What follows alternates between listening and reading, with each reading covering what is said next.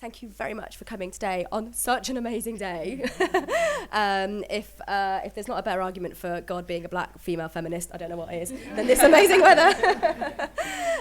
So thank you very much for coming. I'm really, really excited about the session that we're going to run today. We do have some bad news, which is unfortunately Shirley Tate isn't able to join us. She sends huge apologies. I know she was really looking forward to being part of this session, so I'm really sorry about that. But we do have some great panellists, and we're going to use the extra time to have a bit more interaction with the audience, which is always a good thing in my part. So first of all, I'm just going to introduce the panellists that we have today, and then I'm going to invite them to say a few words on the subject of black women in popular culture. So on my far right, we have Hana Riaz, founder and editor of The Body Narrative.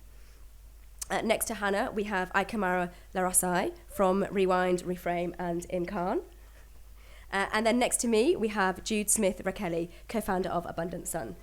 And while I'm really conscious of this kind of panel audience dynamic, like I said, it's very much going to be an interactive session once we've heard from the speakers, so I really want you to get engaged and speak a lot, and we're going to do a bit of a kind of workshop thing, really, rather than it to feel all kind of hierarchical. So first of all, I'm going to invite Hana to say a few words. Hi. So my name is Hana, and I'm the founder and editor and curator of The Body Narratives, which started off as a digital space for women of colour all over the world to curate and document what their bodies mean to them and their narratives. One of the reasons why I created that space was namely because of questions around representation, around narratives of belonging, and how often we are misrepresented, silenced, or invisible, which is great actually this year to see so many women of colour at Women of the World on so many different events and panels, which is really refreshing. So I initially kind of launched that space last year in June 2013. So it's not been quite a year, but we had an overwhelming response. And that kind of reiterated the need for women of colour to have safe spaces, to have conversations within each other, across communities of colour, and to kind of complicate the narratives that exist. Often, I think, when we think of representation, particularly in the media, it's around stereotypes, it's around also invisibility, and that is something I know personally I've always struggled with. So that was one of the reasons why I created that space. So that's kind of why I'm here great. today. Thank you very much. Ikamara. As said, my name's Ikamara. I'm from Imkaan, which is a black feminist organisation dedicated to addressing violence against women and girls. We ran a partnership project with End Violence Against Women Coalition and Object, which was about challenging racism and sexism in music videos. So the platform exists for young women to be able to kind of blog about it and discuss it. But also some of our objectives was to kind of deal with the policy situation around representation in music videos.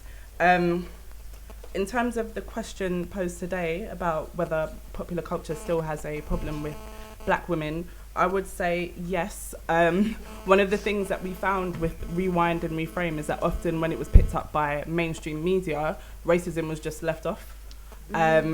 So we had to kind of really get strategic about how we discussed it, so it was interwoven and they couldn't kind of quote without the racism element being in there. But often we found that when we sort of described how racism was manifesting in music videos, people were like, oh, is that really racism? I don't think it's racism. So there's that. I mean, in preparing for today, I kind of got myself into a bit of a tailspin because there's so many layers to this issue. But just to kind of touch on a few, as far as I know, black women's bodies are not kind of being cut up and put in museums in the way that Sarah Baartman's body was, but we're certainly kind of in reality TV shows and gossip columns, music videos. I'd say that all that's happened is the medium has changed. Like there's still a level of kind of entertainment and fascination around black women's bodies. And it tends to manifest in like the ownership of black women's bodies. So like the excessive policing, like where Rihanna's going, what she's doing, what she's wearing, what she's doing in her music videos and concert performances. with Lupita Nyong'o, like, it's such a shock that she's so beautiful and so intelligent and so gracious, because no black woman before her existed that, you know, had those qualities. With Beyoncé, you know, is she a feminist or is she not? How can she be a feminist when she does this thing? And so it goes back and forth, but also even actually with Beyonce and Rihanna, the constant kind of pitting them against one another, which I find to be a real issue, because they're like the only black women at that level in terms of pop music. So I find it interesting that it's always those two that are, you know, who would you choose and who do you prefer, and but also the pitting of struggles against one another. So like we hear phrases like women is the N-word of the world, phrases like gay is the new black, things like that are problematic because it suggests that one is kind of over. So like with gay is the new black, that suggests that racism is dead, but it's not, and homophobia isn't new. So these are both long-standing struggles, but it also kind of ignores the fact that you can be experiencing both at the same time, and kind of has songs exist like Macklemore's Same Love, where he can kind of go, you know, black people should be more understanding because, you know, you've experienced oppression, but also he as a white straight male can kind of profit on other people's struggles. It's, yeah. No, that's great. Much more to come. That's great. Thank you very much. Jude. Good afternoon, everyone. I'm Jude Smith Rachele. Pleasure to see a full room today. I am, well, in terms of my background, you can tell I'm American, so I'm not British. And I've lived in the UK for 25 years, came here originally as a student. My background is in psychology. I studied a lot around social psychology and intergroup relationships, social change, social protest, looking at the psychology of discrimination as well. And then that morphed into in the last 20 some odd years, working quite actively within business, doing diversity management work. So what I bring to the discussion today is very much that perspective of our images and our ideals within the context of the workplaces. So it's not just sort of popular culture in terms of the media, but really where we sit in terms of our professional lives and how we progress there, and where's our visibility when it comes to hierarchies within organizations and fulfilling our potential through if that's where we want to go. So I've had quite a lot of experiences just seeing the real lack of representation, particularly of black women in British culture, and being an African American woman, I have almost diminished my possibilities by moving here. You know, and I cannot seem to be clicking my ruby slippers well enough to get me back home, where there's greater opportunity, so to speak. I say in inverted commas because you still have issues everywhere, but certainly I've gravitated towards this issue of colorism and shadeism in the last 18 months or so, simply because I've been doing so much work looking at diversity generally, whether it's LGBT issues or, you know, as we're talking about women's issues, racial issues, disability issues. And I just felt, well, you know, I need to do something for myself in the end, really, because where's my voice? And so focusing in on looking at this whole notion of shadeism and colorism and the sort of racism that exists within groups, within our own groups, has become something quite important and close to my heart. And I think that we need to do things to, number one, improve the way we're responding towards one another.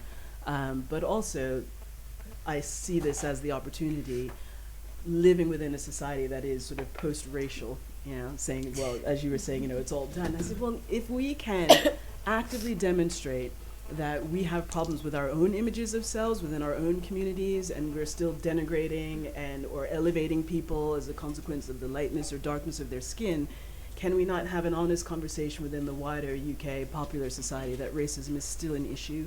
And I found it astounding doing the work on colorism, because there's so many Caucasian people who are just surprised at this discourse. and they don't know where it came from. I said, well, it's come from you, you know. I mean, we didn't make it up. We've inherited it, so we're still carrying it, but you somehow or another think that it's gone. So how can that be, you know? And I think that it's great to see a mixture of people in the room today from all sorts of different cultures, because this has impacts on all of us across the globe, and it really needs to be a global conversation, which is why we're here at Women of the World. Thank you. So for the purpose of this conversation, I just want to make it clear that I am using the term black in its sort of political sense. I'm using it interchangeably. I'm using it to encompass everybody who self-identifies as black. Okay, so Hana, I'm just going to... the work that you're doing with the body narratives, can you just tell me a bit about the motivation for that? Because it speaks to a lot of what Jude was talking about just then. Gosh, where do I even begin with that? I think the motivation behind it was the idea of creating a safe space. I think often, particularly when we're dealing with representations, one of the things that I really realised was we're so conscious of being policed by whiteness and by other kind of isms around, you know, gender, sexuality, class, able-bodiedness, etc., that it was really important for me to create a space where we could have a dialogue amongst one another. And that was also important in also challenging those representations that we see, because it allows us to have these conversations to think about, for example, how those kind of social constructions affect us in our everyday life, and not just in terms of like media or political representation, but the institutional realities behind that. So I wanted to kind of create that space, create that dialogue, and really also put an impetus on healing and community and self-care, because I think that's something that often is absent.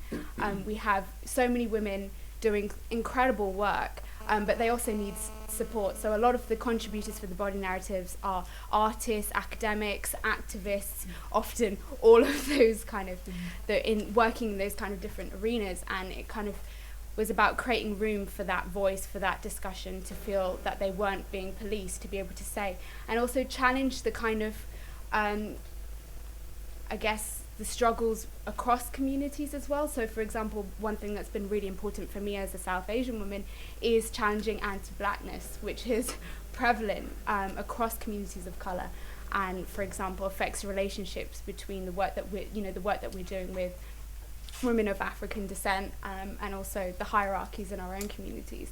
So that was kind of the motivation behind that, and it's, you know, it's developing into other things. So we're working on an exhibition and series of workshops and activities in April, which is addressing body image in the body, and how, as women of colour, we kind of explore our identity and exist in the world. So are there specific body images that relate to women of colour?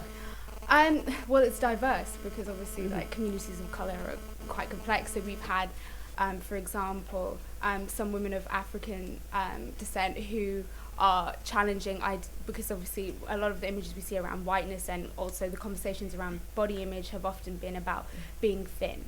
And we've had, like, for example, black women who are saying, well, actually my struggle is I don't feel thick enough, or questions around hair, around able-bodiedness, within South Asian communities, again, complexionism, that's a really big thing that plagues, and also how immigrant and diasporic realities are affected by that. So yeah, it's a different conversation, and those conversations are often centered around whiteness and white narratives and experiences. So I kind of wanted to shift away from that and place ourselves in the center, without having to say, well, no, you know, this is why we feel or think this. We can just kind of have that conversation and focus on building ourselves and building our communities. Ikamara, that speaks to a lot of what you're working with as well, in terms of making sure that those conversations, when they happen, don't exclude black women. I'm really sort of quite excited actually to hear you say, when you're talking about the policing of black women's bodies, do you think that policing, particularly in popular culture, is different, stronger? I can't decide if it's...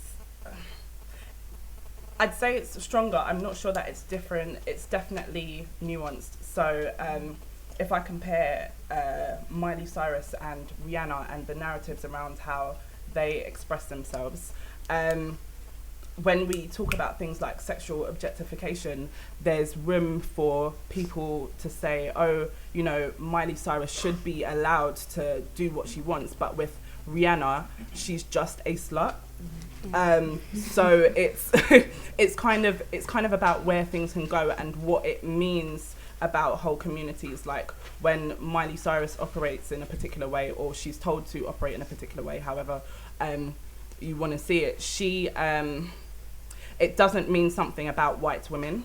But when Rihanna behaves in a particular way, it means something about black women. It means something about women from the Caribbean. It means something about light-skinned women. It means everything. Rihanna can't just be Rihanna on her own. And is that a question of numbers, simply because there aren't? If there were more Rihannas, then the spotlight would be less dark, like less on her. Or I think it's a combination of a number of things. There is that, because there's quite a limited representation of black women in the media, but it's not just how many of them there are. It's also what the kind of stock character is, so to speak. So there isn't a range of representation, even if there's, so you could have 60 pop superstars that are black women, but often they are pushed to portray a particular thing that the media or the public has decided that they're used to. So whether it's quite feisty, or if it's your neo-soul singer who has a particular body type and has natural hair and those kind of things. It's like this or this or this. Whereas with, I'd say, women in general, whilst there's definitely the issue of the roles that women are pushed into and how we're represented as a whole group, I think there's a wider range and there's more sort of fluidity. Like Miley Cyrus in 5 years' time can completely change her look and people will forget about last year. But with Rihanna, to a certain extent, people are still talking about, for example, that she is a survivor of domestic violence, and even how that is framed, I think has a lot to do with her identity. Can you just go a bit deeper on that? So when Rihanna experienced domestic violence, her and Chris Brown became like the poster people for domestic violence. Similarly to kind of Lupita being beautiful and intelligent, this was like no one had ever experienced domestic violence before, and all of a sudden, whoa, it happens to young people, and Chris Brown is a monster, and of course I'm not condoning what he did, but the narrative around his behaviour was very much in sort of black male aggression. And with Rihanna, there was more than usual, I'd say, she deserved it, and she's strong and she's mouthy, and so that's completely normal. But also it was kind of, I felt, used to put her in her place, so to speak. So in a lot of articles there would be, she's done this, this happened in 2009, or any time like she was kind of progressing a little bit, or if she the whole thing about her getting back with him or not getting back with him, she has to do for every single woman in the world. It's irresponsible of her to go back with him, that kind of thing. There was how that was used for other campaigns. So in Sweden, Chris Brown was going to perform there, and a campaigning group there, I don't know what they're called off the top of my head, put a massive banner with the police photograph of her face on there to campaign against Chris Brown coming into the country, which when is that ever acceptable? So I think that kind of comes back to what I was saying about black women's bodies being like the property of everybody. Like you can just talk about it and you can just use that picture for your campaign. Yeah, that's great, thank you. Jude, I feel like we spend a lot of time here, or I certainly spend a lot of time as a black British feminist looking to the States, and a lot of time thinking, oh well, maybe it's numbers, maybe if we had more black women here, then things would be different, maybe if we had more role models. I'm really aware that, again, there's a lot of conversation about the black brain drain and the limiting of horizons here, and so whether it's creatives or professionals going to the States, you've done the other journey, and you said at the beginning that by doing that you feel like you've limited your horizons. How does that manifest itself when you're talking about popular culture? so having grown up in the States, where obviously there are still massive issues, and for my mind it's in no way post-racial. However, when you then come here, suddenly you're in this sort of sea of whiteness, certainly in terms of popular culture. Yeah, I mean, it is, even going back to looking at magazines, it's very backwards, is how I would say, you know, in terms of, and of course, I grew up in the States in the 70s, so we were just sort of on the upswing as we were. Is it even like the States in the 70s, or is it still? Well, no, I mean, I have to say, in all honesty, when I came to the UK in the 80s, it was like coming back to the 50s in the USA, you know, and I was just shocked. I just was really, really surprised at just the lack of, not just even of black people, but just any kind of cultural diversity. I didn't do myself any favors by living in the West Country, you know. Okay, yeah, that was key error there, but anyway. Key errors, really. Yeah, I think it is, and it's not just a question of skin color, and I think many of us in the room who are either first, even if you're born here British, or first generation or second generation, it's also this question of national identity. And I've been thinking a lot recently just in terms of, you know, being British as opposed to being American. And I've found it really hard to meld into British culture as a foreigner. Whereas I think that has never been my experience where I came from. Because the identity, even though there are loads of ways of defining oneself as an American, you know, there's a huge disparity across that nation, everyone is entitled to that as their identity. Whereas I think here in Britain, British is one thing.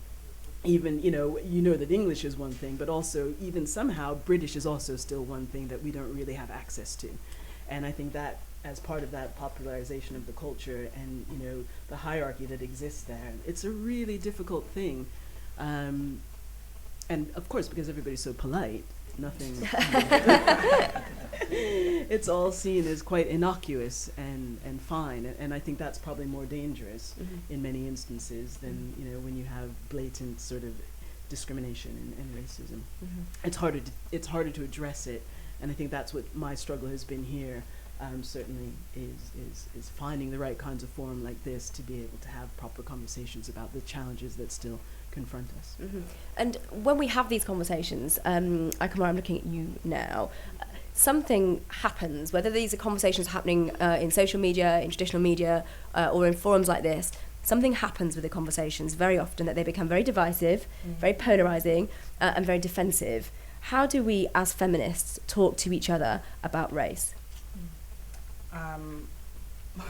Start by talking to each other about race. I think I think that is it. I mean, I was at something the other day, and what I was saying I wanted to leave people with, or what my kind of wish is for this International Women's Month, is that we start to look at the whole of who we are when we're having these conversations. Like, no woman is just a woman. I can't like swap and change, like I'll be black today and a woman tomorrow. So like racism, homophobia, all of those things, like they are women's issues. And I think maybe if we start to consistently look at it that way, then it won't be so strange to talk about experiences of racism and things to do with race, because it wouldn't be like you're adding something in that's not relevant. Hannah? I think one of the things that I've learned in terms of black feminist praxis, one of the central things of practicing intersectionality is listening. And I think that's something that often in a lot of these conversations doesn't happen. People want to throw their 2 cents in when it's not their space to. So it's about acknowledging who's speaking and practicing listening, and not just, you know, sitting there just la la la la la, like waiting to speak again. It's about listening, acknowledging, and understanding. Empathy is essential, and I think that's something that I've learned in terms of identifying as a black feminist and the work that black feminists have done. That is key, and I think that's where the divisiveness often comes, because people, and the defensiveness is people don't want to listen, and there's all kinds of different levels of privilege. Like, you know, just because I'm, say, South Asian, like if I'm in a particular space and a black woman's talking about her experiences, then she needs to, you know, have that room. I have privilege, I'm able-bodied, do you know what I mean? I have class privilege, so it's about being mindful of that and doing that work is part of doing that work is listening, I think. So when, because again, I'm keen to kind of keep the popular culture thread through this conversation. So when we have these moments, these kind of media moments, whether it's Miley Cyrus, whether it's Lily Allen, and you're called on to kind of have an immediate response, how does that make you feel? What are the frustrations of that as an activist? It's difficult because often people will want you to just give a simplistic answer. Like with the whole Lily Allen thing, it was like kind of for or against. Do you want to just explain in case not? Okay, so I'm assuming you're not all, but I'm just being generous. Yeah. Late last year, Lily Allen came back with a video called "Hard Out Here," which she said was supposed to kind of parody the situation of how women are treated in the music industry, which in theory was great. The video came across quite differently because in terms of what it was parodying, it seemed more like it was parodying hip-hop videos. Most of her dancers were black. There was twerking, which became the word of last year. And she seemed to take the position that is often kind of the male position in the music video. So she was fully clothed with all of these women kind of dancing around her, and whilst the group of dancers had kind of different backgrounds, the black women had the least clothes on, they were on all fours. There was a classic thing of kind of zooming in on different body parts, so you didn't often see the whole of any of the black women in the video. There was like pouring champagne all over them, so I couldn't see it as a parody of how women are treated in the music industry. It just looked like a kind of reproduction of the very same thing that we've been talking about. There was a huge backlash about it. She was defensive because she kind of, in my eyes, did the whole I don't see colour thing, and they auditioned and I wouldn't turn anyone away, and if I could twerk I would, and all of that kind of stuff, and did the ask the women themselves. They didn't mind, they wanted to do it, but for me it was a problematic video because, as I said, it displayed the very same issues that we had been talking about for most of the year. So in terms of like responding to something like that, I can't say to you in a line, it was just bad, because then that doesn't kind of acknowledge what the problems were. And for me, like, I don't think Lily Allen is a bad person. It's not about her being a bad person or being a racist, but what was displayed in her video was racism, and that needs to be acknowledged. And whilst her effort was to critique how women are dealt with in the music industry, it didn't land well. So right. Jude, some thoughts on twerking? Well, I've got many thoughts on twerking. I find it really disturbing. Just the imagery is disturbing. I mean, I try not to define myself in boxes, so I wouldn't sit up here and call myself a black feminist. Why not? I don't know. I don't know, but I just feel like I don't know the answer to that. Is that because you feel do you feel that the word feminism doesn't speak to you, or mainstream feminism doesn't speak to you, or? No, it does entirely, but it's just that I wouldn't necessarily label myself. But don't worry, it's not. It's about twerking. And I think that in terms of the imagery, so on the one hand, I wouldn't define myself in boxes. I don't like to do that because I think, as we're saying, there's so many issues that are so complex, and the moment and I think that's the dilemma, the moment we put ourselves into a box, it's almost as though it becomes the us and them, and I think part of the problem that we're experiencing time and time again is that we're stuck in this dialogue between us and them. So, and it is about how do we find some kind of new language, as you were saying, in terms of, how do we get things to change.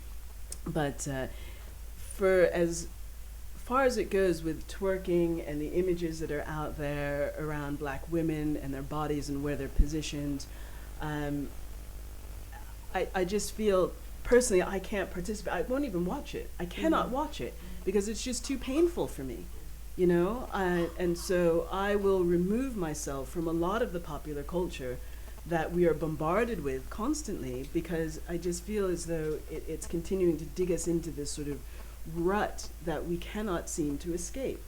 So that's my own, you know, personal piece on the twerking. But, you know, back to the comment about, well, ask the women, they had no problem with it, they auditioned, they wanted the roles. And I think, of course, because we've got a whole industry that's out there, and, you know, at the end of the day, it's glamour, it's notoriety, it's money, and then that's what people want. And if that's what people are driven by, and then they want to subject themselves to that via images of oneself in popular media that are not going to be elevating and liberating, then that is a person's choice. At the same time. So I think, if, you know, back to your original question about popular culture, and if you're looking at Venus Hottentot, there's issues of her having been displayed and, you know, treated kind of like a circus act. And again, just in case people aren't aware, do you want to just explain who Sarah Baartman was? Yeah, Sarah Baartman, basically she was a South African woman who was brought over to the UK. I think she was brought over enslaved. Was she enslaved when she came across? And she was basically put on display because she had like an enormous bottom, and, you know, she just had a body shape that didn't look European. So people were fascinated by the looks of her, and so, you know, you could come and look, and, you know, I don't know if you could poke her or prod her or whatever you could do, but that was her job. That was her job. And as far as I understand, she was quite happy with her job, in so much as we have any of her history. Yeah. But they really did not see her as a human being at all, to the extent that when she finally died, I think they literally boiled her flesh down. You know, I mean, it's just a horrendous story. So for me, it's very difficult to look at popular culture today and seeing young women objectifying themselves willfully, you know, with the same kind of lack of value attached to them as was attached to Sarah Baartman hundreds of years ago. So do you, either of you two, see a direct link with Sarah Baartman and the black female artists that we see on the main stage today? I also wanted to throw in that she wasn't just an aesthetic like act. She was also key in the raciology thought at that time. So it was academic studies as well, and intellectual studies of the development of race. And she was also linked to black people being considered and closely linked to apes. So she was part and parcel of both the intellectual thought around race as well as entertainment and that kind of display. And I think we need to place popular culture within that context, not just the historical legacies of race and colonialism and imperialism that defined and created race as we know it, but also being linked to the narratives we understand around people of colour and humanity. That popular culture is representative of the society we live in. It's representative of the institutions. It provides daily justification for those things. So seeing black women in that light in the media is also indicative of how black women are treated on a day-to-day basis. And the policies and institutions that, you know, that shape that. So I think there is, and I think it's important, particularly within a British context. We live in some kind of colonial nostalgia, or as Paul Gilroy calls it, post-colonial melancholia. Like, we don't want to acknowledge the history of race, slavery, empire, and often the representations that we see in British media are a perpetuation of that particular British context as well. So I think it's kind of central that we don't isolate popular culture. It's very much representative of what's going on more generally in this country. So, yeah. So Ikamara, when you're campaigning with Rewind&Reframe, how do you ensure that those links don't get left off the agenda? It's all about how much space we have to talk about it. So what Hannah said was brilliant, because we've been keen to remind people of the wider context. Like, music videos is not where things started, it's not where things end, it's just a part of this bigger picture. And why we kind of sought to challenge the content is because it's an area where it was relatively unchallenged. Like, people thought that music videos, I say people thought that music videos were kind of insignificant. so in terms of making those links, wherever we've had the space to talk about it, it has been about racism and sexism in wider society, about history, because part of the reason I think why racism often got left out of the kind of mainstream media agenda is because of that kind of forgetting the colonial narrative. So there are some things that perhaps would not be racist if we didn't have the history that we have, but we have this history. So, yeah, Thanks. back. So I just want to say a huge thank you to the panel and a huge thank you